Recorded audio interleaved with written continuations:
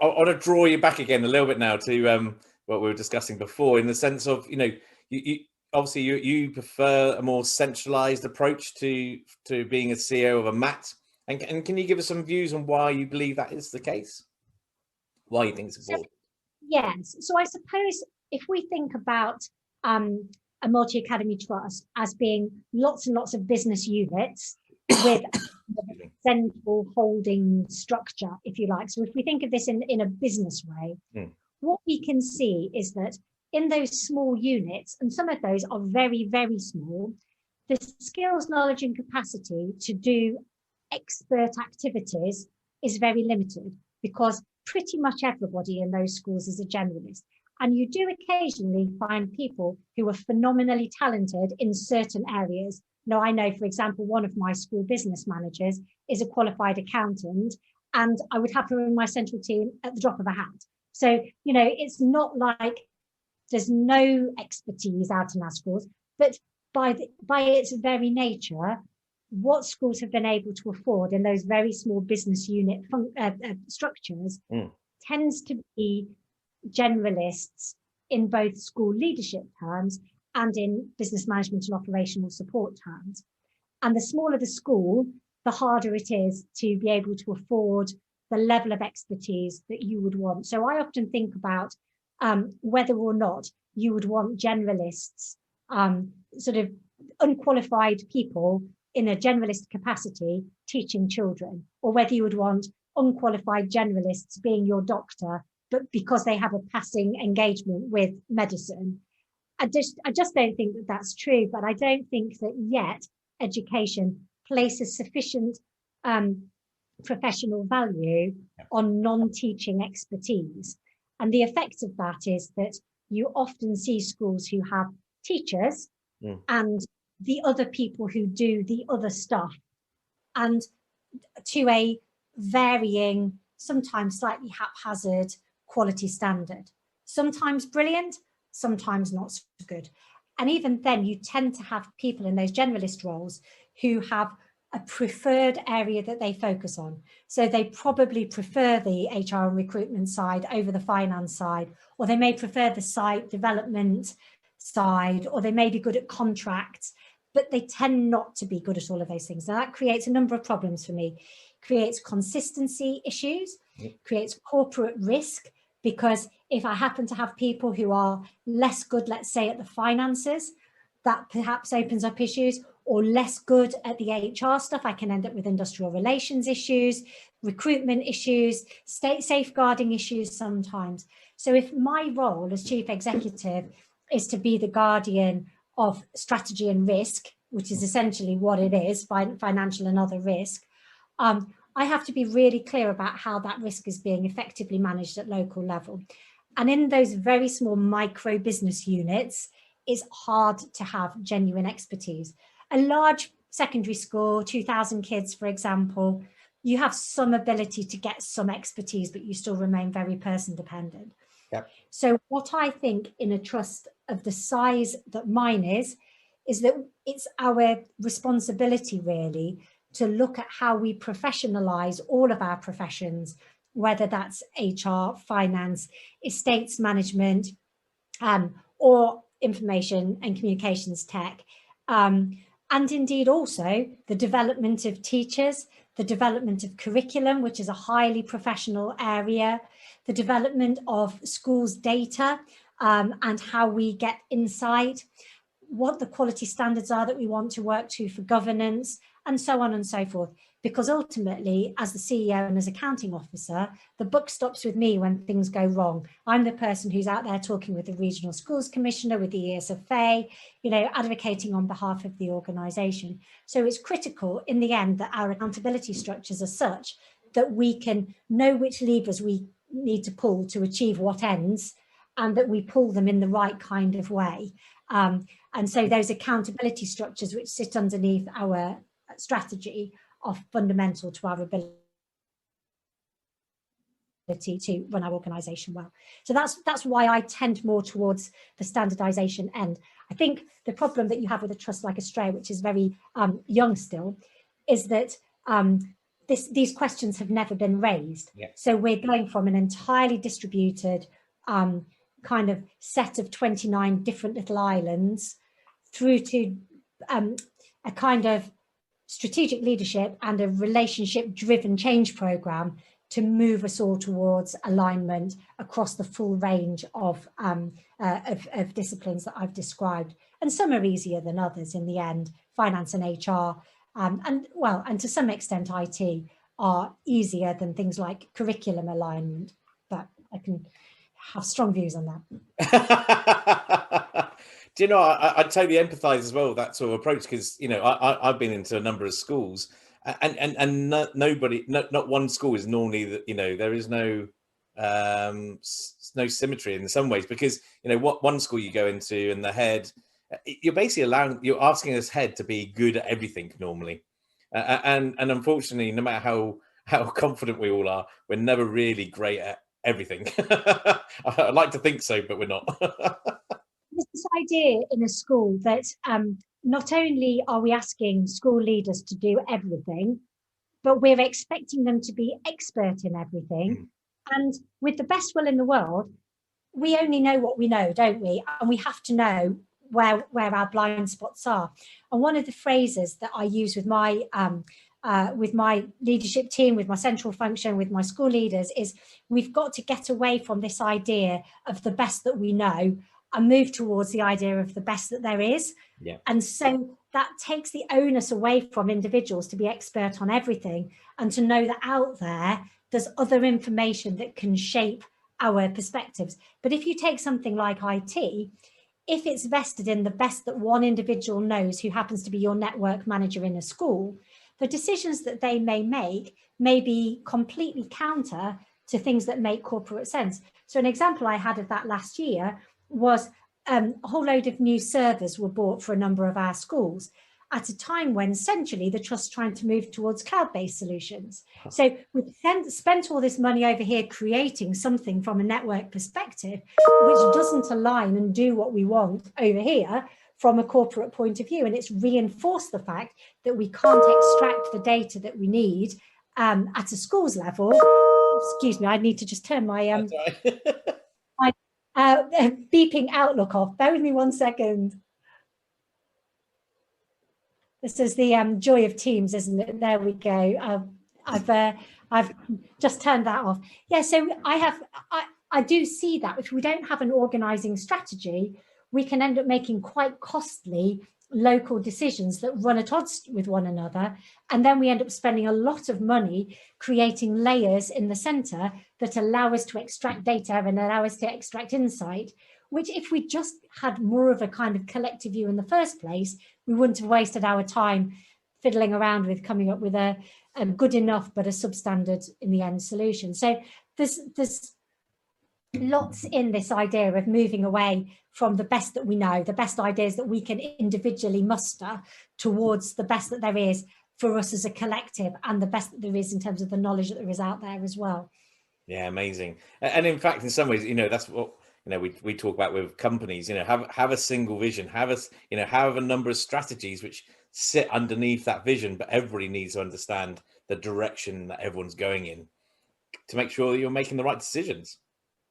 Well, that's it. I mean, you know, and in education, there are any number of decisions that you could make. Any number could be valid. And that's one of the things that I say to my school leaders, you know, deciding to adopt this curriculum strategy for phonics versus that one, there are going to be pluses and minuses to each. But if we all decide on the same one, then think about the quality of training that we can develop. Think about the quality of peer-led moderation we can do. Think about the data that we can generate and the insights that we can muster that allow us then to be much more pupil-centered and targeted on the way that we support children with improving their academic outcomes. So in a sense, the decision that we take in some circumstances, not all circumstances, but in some circumstances, isn't as important as the fact that we all take the same decision, because that then just catapults us off down a more robust route, if you see what I mean.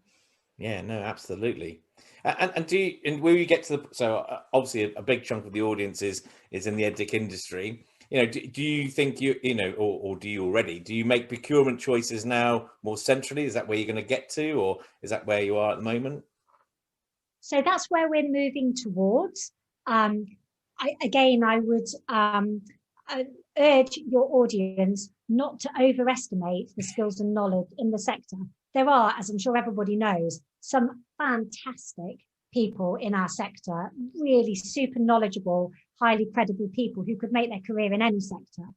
But there are also a huge number of trusts where that simply isn't the case. Small, large trusts, from a procurement point of view, from an IT strategy point of view, I think that we are still reasonably immature in our understanding as a customer of the edtech sector as to how we create something which is coherent, which holds together as a proper systems architecture and isn't just the latest jangly toy that, it'd be great if we had this or great if we had that. A good example of this is we're just about to go to market to procure our management information system for schools. And one of my senior staff was talking about systems that it needed to talk to. And so she listed out all of the systems that we have, not in any kind of architectural structure as you might expect, the list of all of the systems that we have. And she'd overlooked our HR system and our finance system as being two things that should be taken into account. So there's this real split I observe, I don't know if this is a general thing that others would also say, between thinking about systems that drive the educational part of the system of the multi-academy trust and those that drive the business part of it.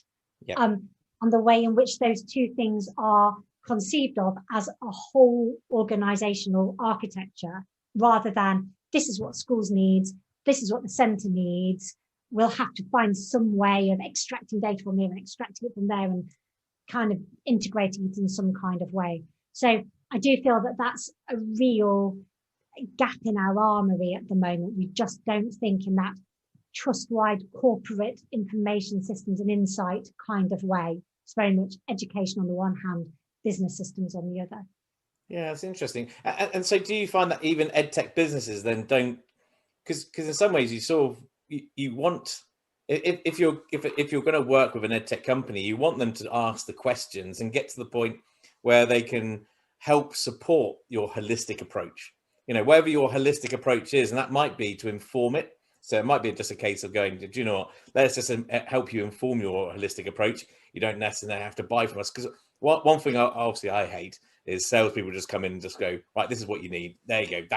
And it's almost pushed upon you rather than sort of supporting what you as a Matt or you as a, it might be a school or whoever's purchasing needs, and based on the conversation that's had about understanding where you are, what part of the, the journey you are on regarding your IT strategy and everything else. And I think, sometimes edtech companies don't consider enough, in my opinion, the full holistic sort of view of the Matt and the school and getting to know you and building the relationship.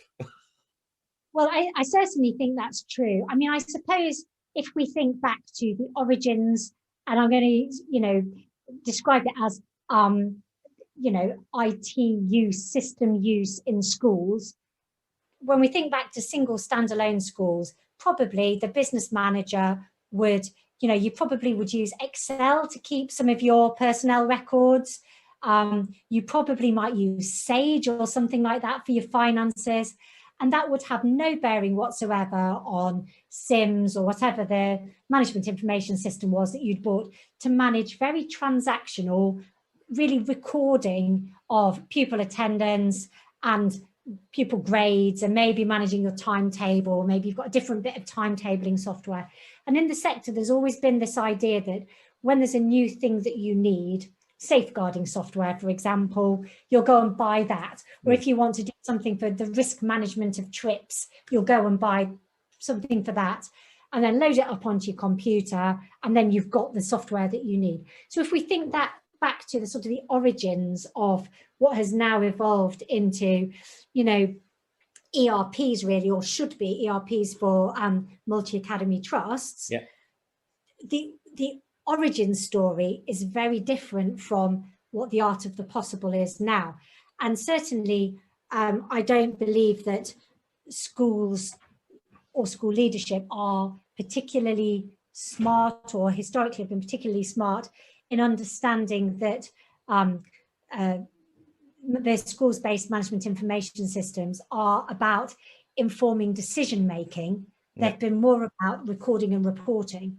And what I need from an MIS is something which drives decision making in an organization and better considers the leading indicators and the lagging indicators of what's going to constitute corporate success. So I need to know, for example, how staff absence is impacting on pupil outcomes. I need to know, as I've recently found out, one of my most problematic schools in my current trust is fantastically financially robust. It's failing children. So what on earth is going on there? So I need to know how my financial robustness aligns with academic outcomes. And as yet, there is no equivalent of Oracle for maths. You know, there is no kind of trust-wide ERP. And I know that some, maybe even some people listening to this, but some partners would say that they do provide that. But it feels very developmental and very embryonic still. And the level of change that we would need to go through in order to be able to move from where we are currently in this highly fragmented education versus the centre kind of way of conceiving of our IT infrastructure towards a fully integrated, everything from, you know, cradle to grave, from a recruitment perspective for teachers, career path development, you know, management and monitoring about all of our budgets, and using that to drive the kind of management information that informs us better about organisational health, like by all measures, not just recording pupil attendance.